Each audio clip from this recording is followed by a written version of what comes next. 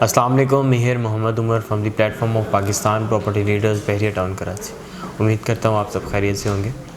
अच्छा, आज मेरा स्पेशली जो टॉपिक था बात करने का और जो कुछ प्रोसीजर मैं आपसे शेयर करना चाह रहा था वो मैं रेंट के हवाले से एक प्रोसीजर शेयर करना चाह रहा था। किस तरह यहाँ पे हम बहरिया टाउन कराची के अंदर कोई भी प्रॉपर्टी रेंट पे ले सकते हैं, जिस तरह अपार्टमेंट्स हैं, विलास हैं और शॉप्स हैं जो कि शॉपिंग गैलरी के अंदर हैं और बहरिया के अंडर आती हैं। तो सबसे पहले हम शुरू करते हैं अपार्टमेंट वाली साइड से।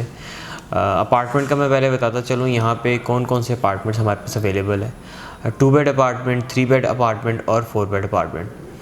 तो इसका प्रोसीजर कुछ ऐसा है कि यहाँ पे हमें जो जो चीज़ें रिक्वायर्ड होती हैं उनके अंदर जो भी जितनी भी फैमिली के मेंबर्स हैं सबकी दो पासपोर्ट साइज़ पिक्चर्स और साथ सबके CNIC की कॉपीज़ और ओरिजिनल CNIC रिक्वायर्ड होता है। अगर किसी का CNIC नहीं बना तो उनका ओरिजिनल जो बे फॉर्म है वो रिक्वायर्ड होगा और अगर एक कपल है तो उनका निकाह नामा लाजमी रिक्वायर्ड होता है। इसके बगैर हमें यहाँ पे अपार्टमेंट या विला कोई भी चीज़ रेंट पे नहीं मिलती। इसके बाद नेक्स्ट प्रोसीजर में जो जो चीज़ें रिक्वायर्ड होती हैं वो है विला। विला के अंदर सिर्फ और सिर्फ हमें जिस तरह मैंने एज़ पहले आपको बताया कि पिक्चर्स रिक्वायर्ड हैं, CNIC रिक्वायर्ड है और साथ हमें पुलिस वेरिफिकेशन हमें दोनों के अंदर रिक्वायर्ड होती है, अपार्टमेंट के अंदर भी, विला के अंदर भी। इसका एक प्रॉपर हमारे पास फॉर्म होता है, बहरिया हमें वो फॉर्म देता है, ठीक है। वो फॉर्म आप लेके किसी भी अपने नज़दीकी पुलिस स्टेशन में जाके वहाँ से उसको पुलिस वेरिफिकेशन करवा के, ठीक है, साथ वो अटैच करना पड़ेगा आपको और आपकी पुलिस वेरिफिकेशन हो जाएगी। ये सिर्फ़ और सिर्फ फैमिली के एक मेंबर को करना पड़ता है जिनके नाम पे हम NOC अप्लाई करते हैं और NOC जिनको मिलती है सिर्फ़ और सिर्फ उनकी पुलिस वेरिफिकेशन रिक्वायर्ड होती है। अच्छा, हम अपार्टमेंट के प्रोसीजर की बात करें तो वो सारी डॉक्यूमेंटेशन लेके हमने बहरिया मेंटेनेंस ऑफिस के अंदर मूव करना होता है पूरी फैमिली के साथ और हमें वहाँ से 1-2 साइन करवाने होते हैं जो कि अपार्टमेंट की बिलिंग डिपार्टमेंट होता है कि इसके प्रॉपर जो बिल हैं वो मिल चुके हैं और ऑनवर्ड वहाँ से सिग्नेचर अगर हो जाते हैं हमारा, वो वहाँ से क्लियर होता है सारा रिकॉर्ड। तो उसके बाद प्रोसीजर जो होता है वो फैसिलिटेशन ऑफिस के अंदर मूव कर दिया जाता है। इसके अंदर सबसे पहले जो हमारा काम होता है, सबसे पहला और मेन काम होता है वो ओनर की और जो टेनेंट है इनकी मीटिंग होती है और इनकी मीटिंग के दौरान जो रेंट डिसाइड किया गया होता है उसके ऊपर बात होती है किस शेड्यूल के अंदर इन्होंने रेंट देना है। इसके प्रॉपर 2 एग्रीमेंट बनते हैं, एक एग्रीमेंट टेनेंट के पास जाता है, एक एग्रीमेंट हमारे ओनर के पास जाता है। लेकिन इससे पहले ये रेंट एग्रीमेंट होने के बाद और जो पेमेंट है वो सारा उसके अंदर मेंशन किया जाता है एग्रीमेंट के अंदर ऑन द स्पॉट। 3+3 जो 3 मंथ्स का रेंट होता है और 3 मंथ का डिपॉजिट होता है वो भी उसके अंदर मेंशन किया जाता है और फौरी तौर पे एग्रीमेंट के साथ ओनर को वो अमाउंट दी जाती है।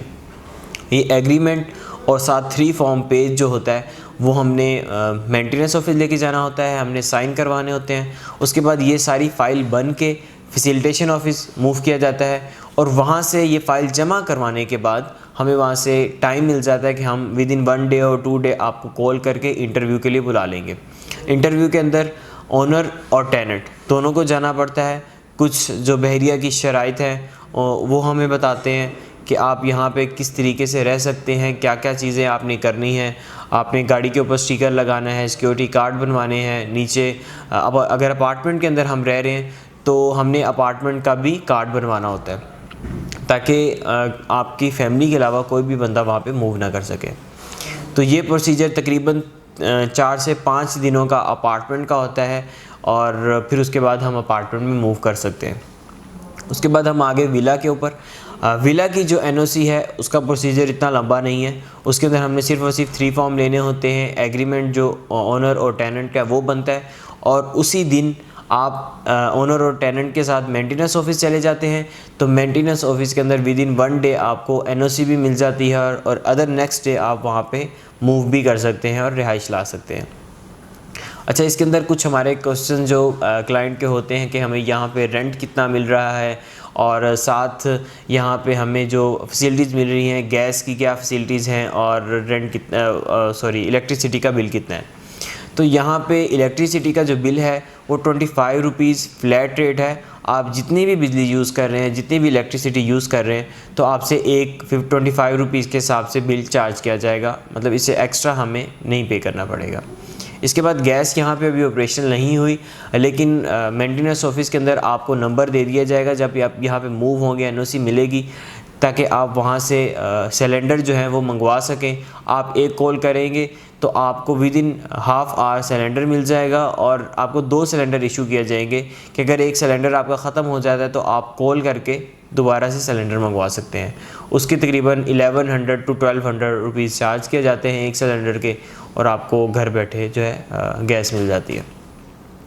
इसके बाद आपका कोई भी क्वेश्चन हो हमारे रेंट के हवाले से, और आप अगर रेंट के लिए चीज़ लेना चाह रहे हैं, अपार्टमेंट लेना चाह रहे हैं, विला लेना चाह रहे हैं, तो आप हमारे स्क्रीन पर दिए गए नंबर्स पर रब्ता करें। हमारे फेसबुक पेज को लाइक कर दिए और यूट्यूब चैनल को लाजमी सब्सक्राइब कर दीजिएगा। Thank you.